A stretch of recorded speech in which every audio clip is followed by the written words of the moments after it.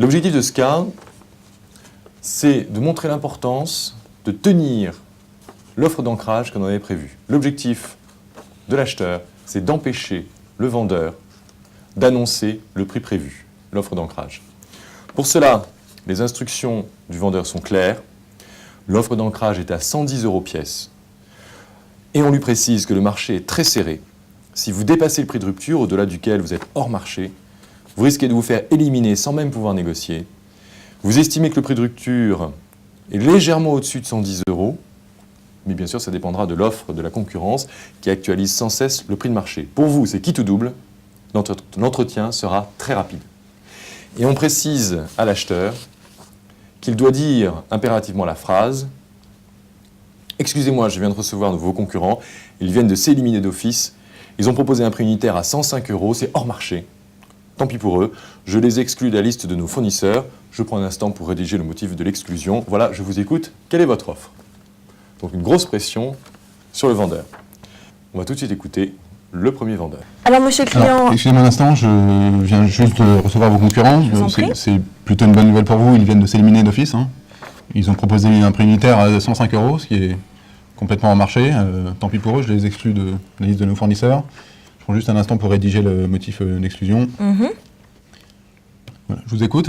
Quelle est votre offre? Pour que l'on soit parfaitement d'accord, nous sommes partis pour l'établissement de la proposition sur un nombre de 10 000 exemplaires donc, de nos BR50 à livrer donc, pour cette première année, avec un potentiel de 5 000 exemplaires complémentaires sur l'année suivante, s'il s'avérait que comme l'année précédente, donc, nos BR50 vous apportaient toute la qualité que vous aviez demandé. Nous espérons. Nous sommes d'accord? Tout à fait. Ce qu'on vous propose très concrètement, c'est de partir sur ces 10 000 exemplaires avec un tarif pièce à 103 € la pièce sur les 10 000 comme vous le savez. Excusez-moi juste un instant, je viens juste de recevoir vos concurrents. C'est une bonne nouvelle pour vous, ils viennent de s'éliminer d'office, puisqu'ils ont proposé un prix unitaire de 105 €. Ce qui est complètement en marché, hein, donc tant pis pour eux, je les exclus de la liste de nos fournisseurs. Je prends juste un instant pour rédiger le motif d'exclusion. Très bien. Voilà, je vous écoute. Alors, quelle est votre offre?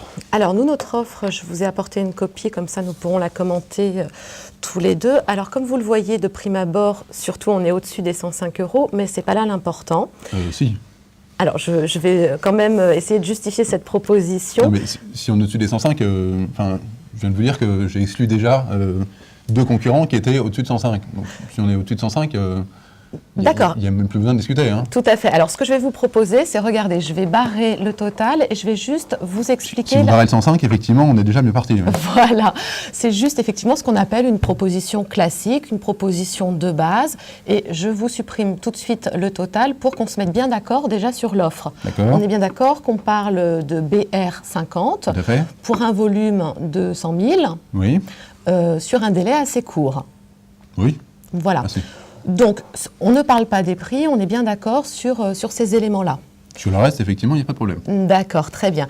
Alors, ensuite vient le problème du prix, d'après ce que j'ai entendu. Rapidement. Voilà, vous avez une enveloppe budgétaire qui se décompose de quelle manière? Mon enveloppe budgétaire est que j'ai besoin, c'est que de toute façon, compte tenu du marché, au-dessus de 105, la question ne se pose même pas.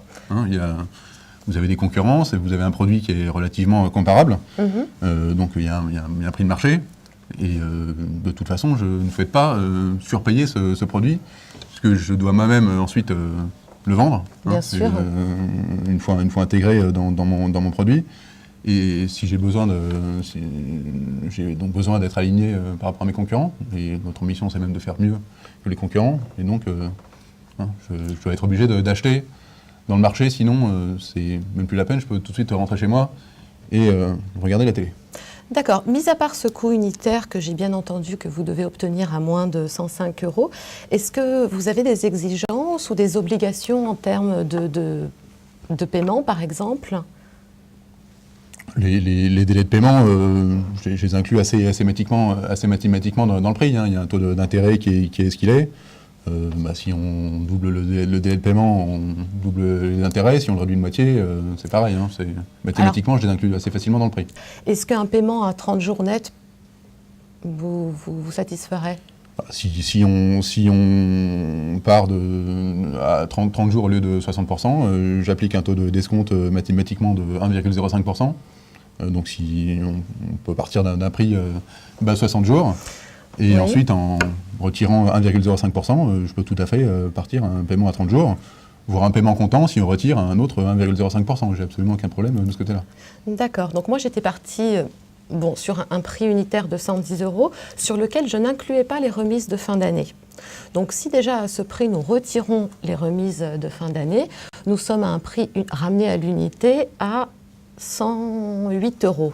Voilà. Ce qui ne nous avance pas tellement. Ce qui ne nous avance pas tellement dans votre problématique. En revanche, si on pourrait voir en interne la possibilité d'avoir un règlement plus rapide sur lequel vous ne comptez pas vos... De toute façon, 105 €, je l'inclus sur un règlement standard, c'est-à-dire 60 jours. Hein. Je pense que le mieux, c'est qu'on parte sur un prix à 60 jours.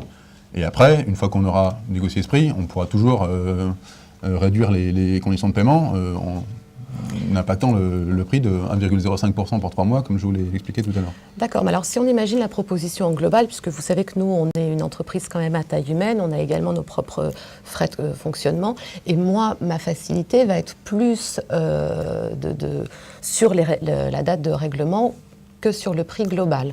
Mais plus que vous incluez le prix global, je pense que je peux vous formuler mes calculs de manière différente pour qu'ainsi le prix global à l'unité soit à 104 €.